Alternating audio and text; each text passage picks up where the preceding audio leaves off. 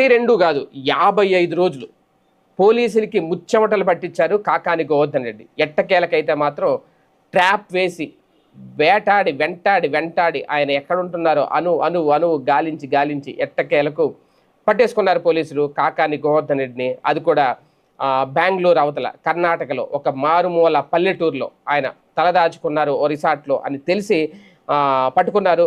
ఆయన అరెస్ట్ చేసి తీసుకొచ్చేశారు.